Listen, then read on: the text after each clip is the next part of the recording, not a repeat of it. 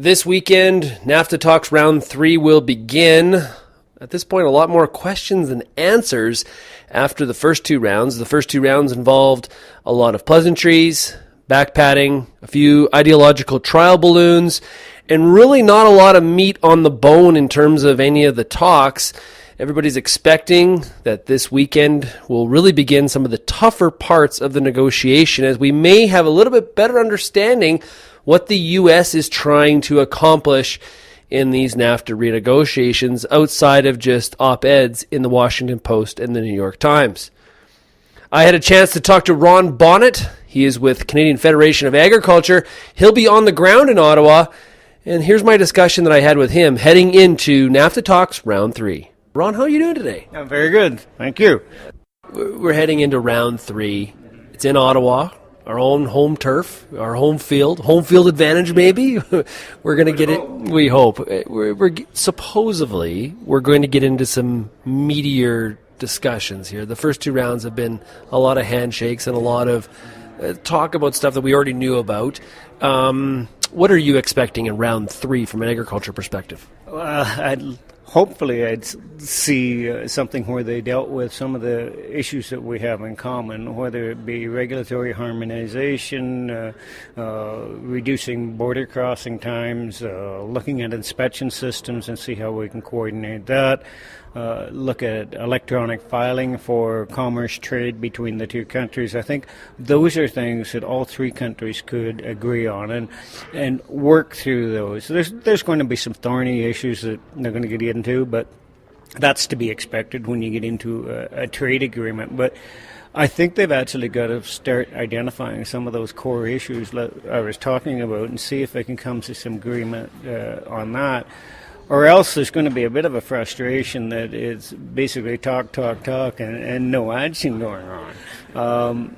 We listened. I was actually down to Washington when they announced the opening of the NAFTA talks. I think it was interesting to note the different opinion heading into the talks of Canada, Mexico, and the United States. United States very much aggressive, the American First agenda, whereas Canada and Mexico talking about, look, this trade agreement has really grown the economies of all 3 countries, and all 3 of the representatives talked about agriculture and the benefits it was to agriculture.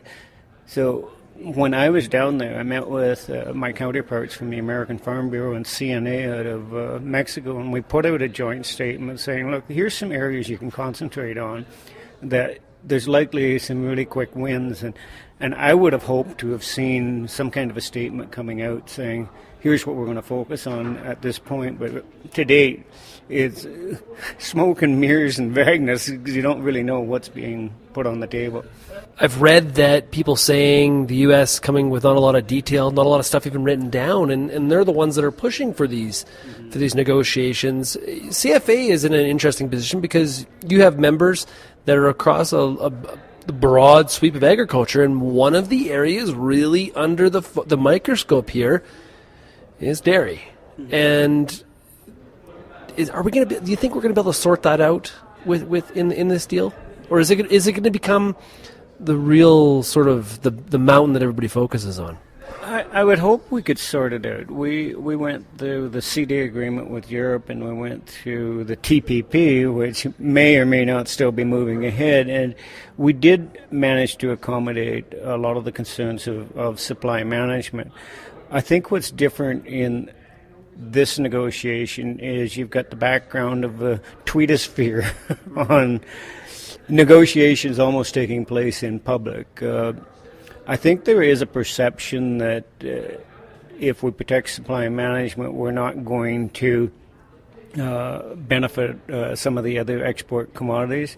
I'm not convinced that's true. I think in the discussions we had with the American Farm Bureau and CNA, they were more interested in the regulatory and non-tariff border issues, which sometimes add more cost to moving products back and forth than a lot of the other. Is dairy going to be put out there? Likely it will, but I think maybe it's being used as a negotiating tactic. It's interesting, when we met with our counterparts in the United States in April, they were viewing it as an issue that is just put out there as leverage. Someone said that if you read Trump's book, The Art of Making a Deal, a lot of what you're seeing right now is really go out blustering and strong, and then you can come back and negotiate from there. And I wonder if that's where we're at. I think the interesting thing in this whole discussion on NAFTA particularly is what the response of Congress is going to be, because a lot of congressional leaders have very strong agricultural communities that they're representing. And I think they're hearing from some of those representatives that don't do something that's going to really throw everything down the tube that has worked well for years. Yeah, the do no harm message. We've heard that lots, and that's part of the reasons why Canada's strategy all along has been a real on the ground strategy, right? Not just dealing with the White House, but also talking to Congress and being in their local communities, governors at the state level. And it's amazing when you see that map, and I can't remember the exact number, but when you see the map with the amount of countries where Canada is their main, all those states where their main export market is Canada, it just shows the value, and a lot of those are agricultural states. Let's be honest. And you got the Chuck Grassley's of the world and all those kind of people.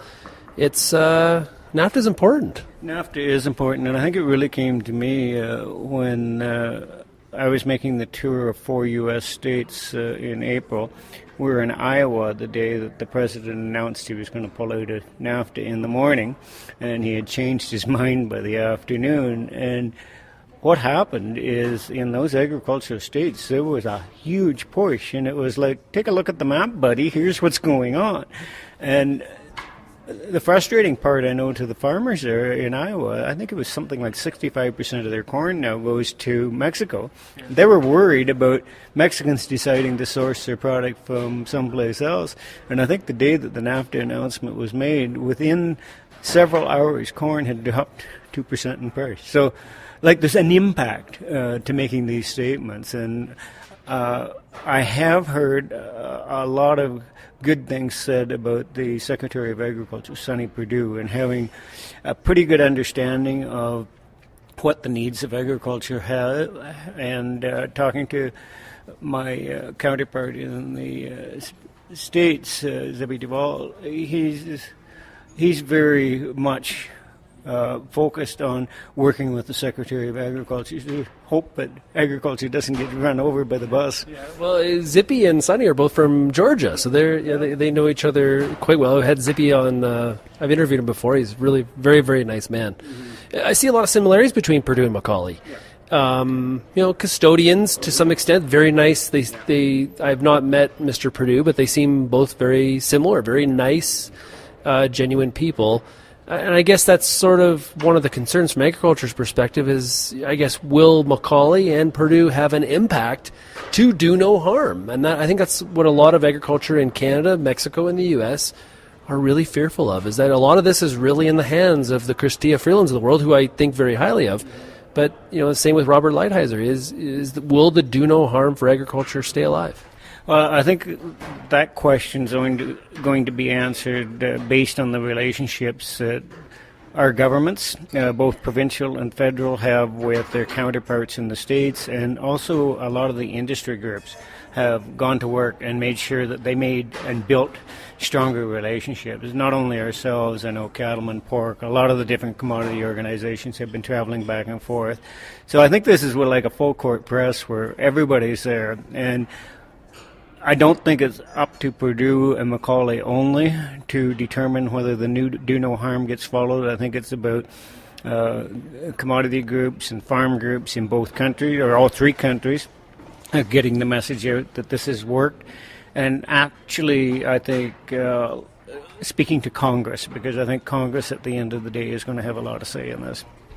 Okay, Ron, hey, no shortage of issues, man. Oh, you're not kidding.